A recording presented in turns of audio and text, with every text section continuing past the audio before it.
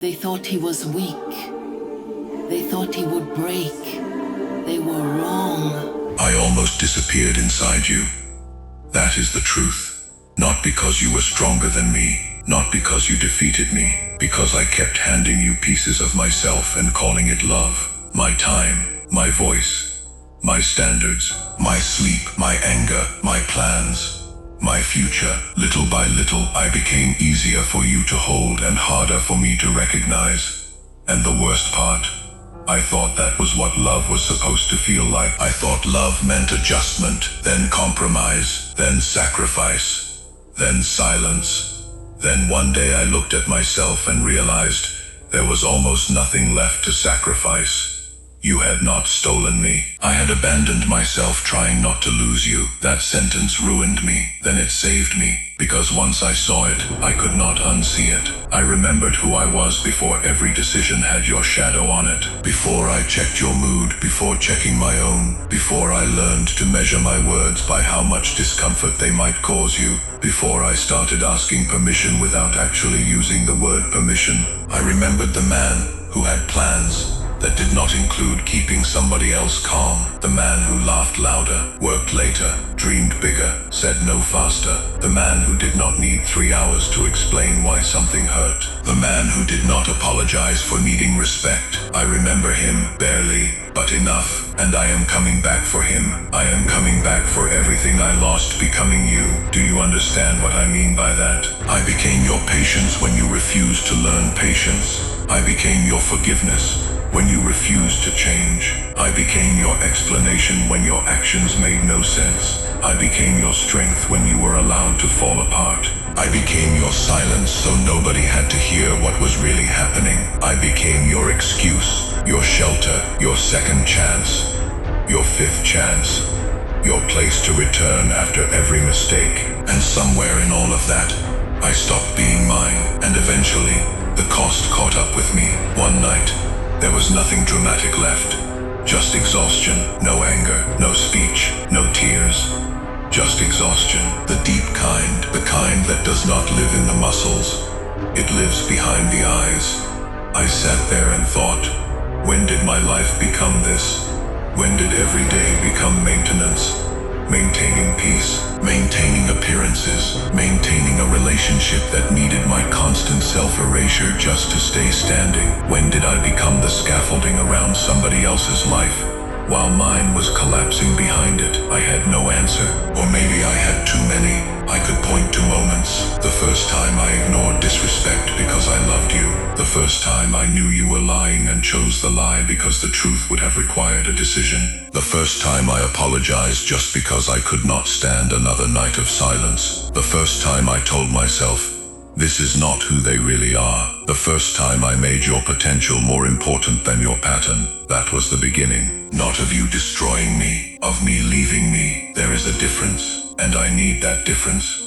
Because I am done making other people responsible for the door I refuse to walk through. You hurt me, yes, but I stayed after I knew that part belongs to me. I kept returning to a fire, and then acting surprised by the burns. I kept calling it hope, because I was too afraid to call it fear. Fear of starting over. Fear of being alone. Fear that maybe this was as good as love got. Fear that if I left, all those years would mean nothing. So I gave more years to save the years I had already lost. That is how people disappear. Not because they have no courage, because they keep investing in the memory of what something once was. I loved a ghost for a long time. Not you, the version of you I kept expecting to come back. The one from the beginning. The one who listened. The one who noticed. The one who made me feel like I did not have to earn basic care. I kept waiting for that person. Every good day made me think, there you are. God, I tried. I made myself easier to lose. That is what I see now. Every time I said yes when I meant no, I taught you that my no was negotiable. Every time I stayed after disrespect, I taught you that my pain had no consequence. Every time I forgave without change, I taught you that apology was cheaper than accountability. Every time I came back, I made leaving me less frightening. Why would you fear losing someone who had proven they would lose themselves first? That realization was not gentle. It came like a blade, clean, cold, no room for excuses. I had become loyal to you and disloyal to myself, and there is no relationship beautiful enough to justify that. None, so I left. Maybe not all at once. The body leaves last sometimes. First the arguing leaves, then the explaining, then the need to be understood, then the hope that one perfect conversation will finally change everything, then the questions, then the jealousy, then the panic. Then one day the body follows what the spirit already decided. People think indifference arrives because love dies. Not always. Sometimes love remains. It just stops being enough. That is a brutal stage. To love someone and know you cannot continue becoming smaller just to keep them. To miss them and still choose distance. To remember the good without using it to excuse the bad. To want them and still say no. That is when you find out whether your self-respect is real. Anybody can leave when they feel nothing. Try leaving while part of you is begging to stay. Try choosing yourself when the old version of you is screaming that being alone is worse. That is war, quiet war. No bullets, no uniforms, just a phone in your hand, a name on the screen, and one decision that either returns you to the cage or takes you one step farther into a life you do not recognize yet. I chose the life I did not recognize. It was terrifying. At first, freedom did not feel like freedom. It felt empty. That surprised me. I thought the moment I finally chose myself, the sky would open. No, the room was just quiet, painfully quiet. No one to check on, no one to argue with, no one whose mood could give me a mission. I had built so much of my identity around managing another person that peace felt like unemployment. What do I do now? Who am I when I am not fixing something? Who am I when I am not fixing loyalty? Who am I when nobody needs me to disappear so they can feel whole? Those questions sat with me for months, and slowly, answers started coming back, not in words, in habits.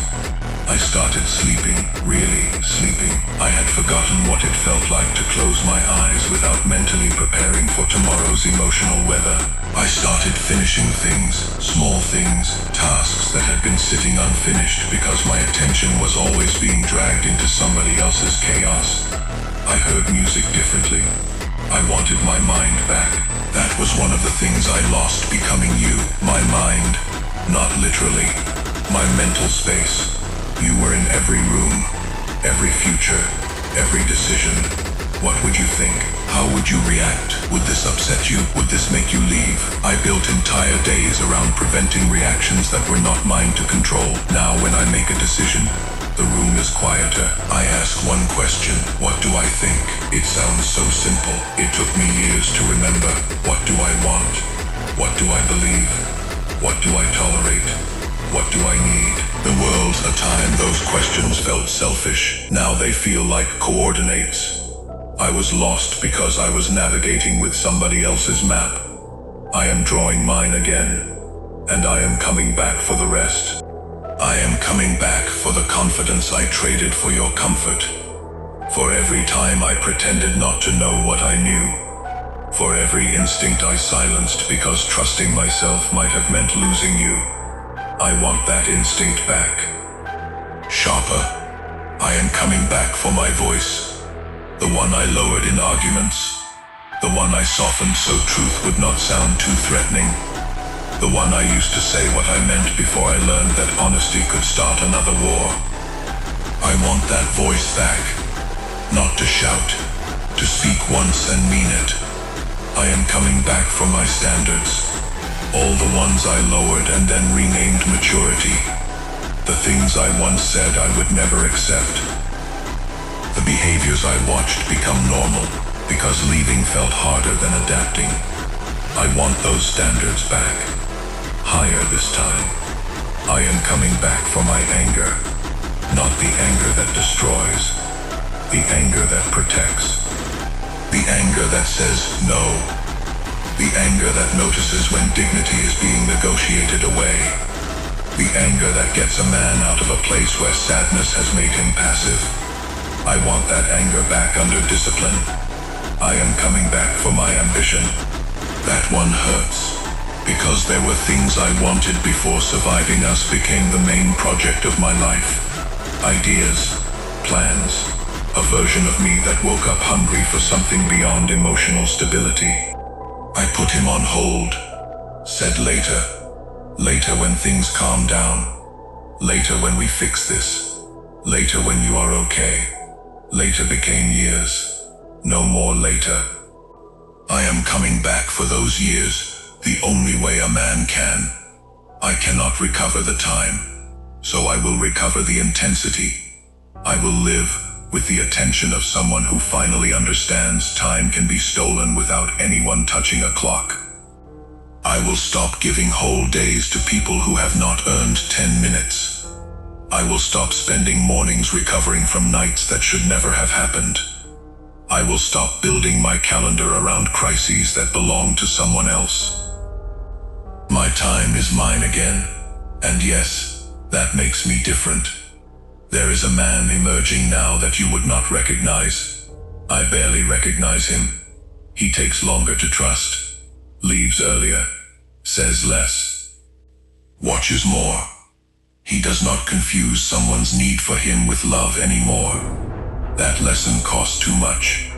He does not rush intimacy, does not hand out access because someone knows how to sound wounded, does not assume every broken person deserves to break him too. He has compassion, but compassion has walls now. That is new. The old me thought walls were cruelty. Now I understand walls are what make a home possible. Without walls, everything comes in. Rain, cold, thieves, anything. A heart needs architecture. Mine had none. Open door, open windows. Come in, stay as long as you want. Break what you want. I will clean it up.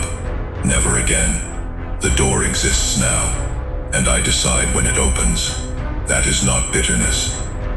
That is ownership. I own myself again. Say it slowly. I own myself again. My mood is not yours to regulate. My worth is not yours to measure.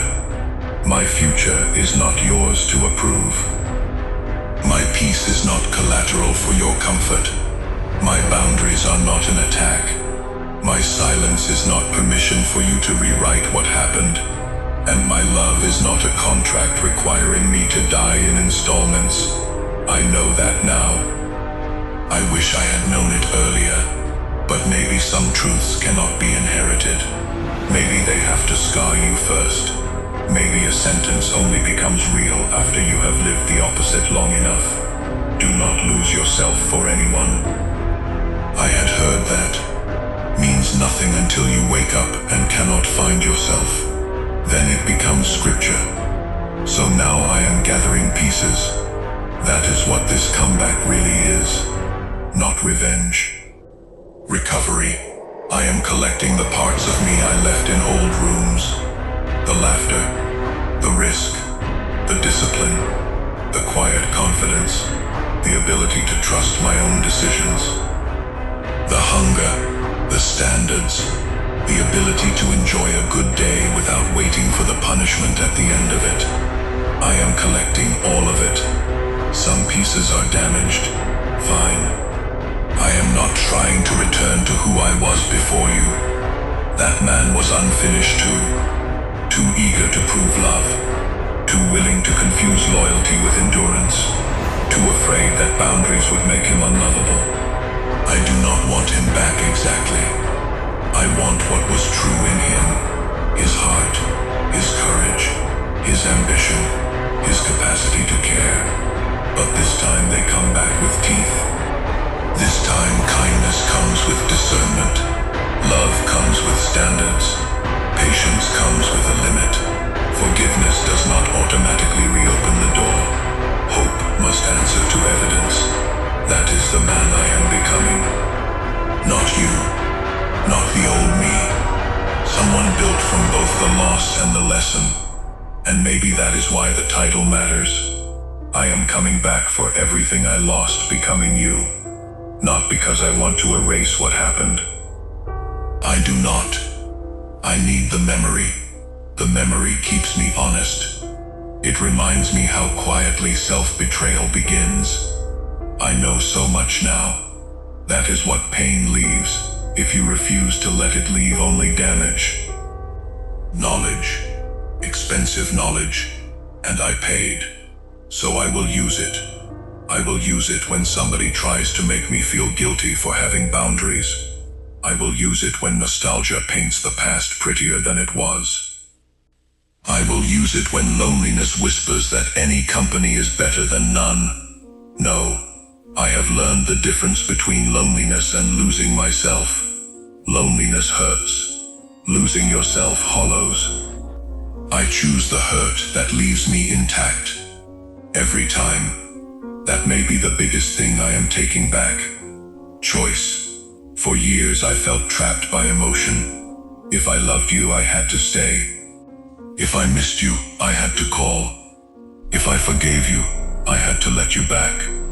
If I felt guilty, I must have been wrong. No. Feelings are real. They are not orders. I can miss you and keep walking. I can love you and refuse access. I can forgive you and remember. I can feel guilt and still know the boundary is right. I can be lonely and not return. That is power. Quiet power. Nobody claps for it, because most of the battle happens where no one can see. Inside. At 2 in the morning. When memory starts editing. When the old songs hit. When your hand reaches for the phone. When your mind says, maybe this time. That is where the comeback is won. Not in the day you look strong. In the night you choose yourself with nobody watching. I have been winning those nights, one by one. And every morning I wake up more mine. That is what you would notice if you saw me now. Not anger. Ownership. I stand differently because I am not carrying another person's emotional weather on my shoulders. I speak differently because I do not need to convince anyone to let me exist. I move differently because I finally understand that leaving can be an act of loyalty too. Loyalty to the future. Loyalty to the person you are becoming. Loyalty to the promises you made yourself after the last betrayal. I have broken enough promises to myself. No more. This time when I say never again, I mean it. Never again will I call suffering love just because I am afraid of an empty bed. Never again will I make someone's potential more sacred than my peace. Never again will I explain a boundary until it becomes a debate. Never again will I stay somewhere my nervous system has to beg me to leave. Never again will I abandon myself so somebody else can feel chosen. That is the oath, and I do not need you to understand it. That is another thing I got back, the right to move without being understood. The old me needed closure. This me understands some chapters end with questions. Fine. The answer is not always another conversation. Sometimes the answer is what you build after. Watch me build. Not for you. That matters. And I am not all the way there. I am still human. I am not all the way there. I am human. Some days the old version still whispers. Some days I miss what I thought we were. Some days I wonder if leaving was too harsh. Then I remember how many times staying was harsh to me. And the road clears again. That is the thing about healing nobody says. It is not a straight line away from someone. It is 1,000 small returns to yourself. Return, return, return. Until one day you realize you live here again, inside your own life, and that is where I am headed. So keep whatever version of me you remember. Keep the one who over-explained. Keep the one who waited. Keep the one who became whatever the room needed. He is yours now. A memory. I am taking the rest. The spine. The voice. The standards. The fire. The future. The parts you never noticed because I had buried them trying to keep us alive. I am digging them up. cleaning the dirt off, putting them back where they belong. Some things still fit, some do not. That is okay. I am not restoring an old house. I am building after the fire. And fire changes the blueprint. The new place has fewer doors, stronger walls, bigger windows, more light, and nobody lives there who requires me to disappear so they can feel at home. Nobody. That includes you. That includes anyone. That includes the old version of me who thought self-sacrifice was the price of love. He does not get the keys either. I learned. Finally, love that requires your disappearance is not love. It is occupation. I was occupied. Now I am free territory, and I am coming back for everything that belongs here. My time, my peace, my ambition, my instincts, my voice, my anger, my joy, my future, my name, every piece. I am taking it back. Not because you stole all of it, because I gave too much away. That is why this comeback is different. There is nobody to fight, nobody to defeat, no enemy outside me. Just a man standing in the ruins of the person he became for someone else, deciding what to carry forward. I know now. I carry the lesson. I leave the cage. I carry the love that was real. I leave the self-betrayal. I carry the scars. I leave the shame. I carry the memory. I leave the door closed. And then I walk. Toward what? I do not know yet. That used to scare me. Now it excites me. For the first time in a long time, the future is not already filled with someone else's needs. It is open, mine, and I intend to meet it as myself. Not yours, not theirs. Mine. So if you hear I changed, believe it. If you hear I became colder, maybe. If you hear I stopped chasing, absolutely. If you hear I am harder to reach, good. I spent too long being available to everyone except myself. That era is over. I am coming back now. Not to you. Not for you. For me. For everything I lost becoming you. And this time, when I find myself, I am not leaving again.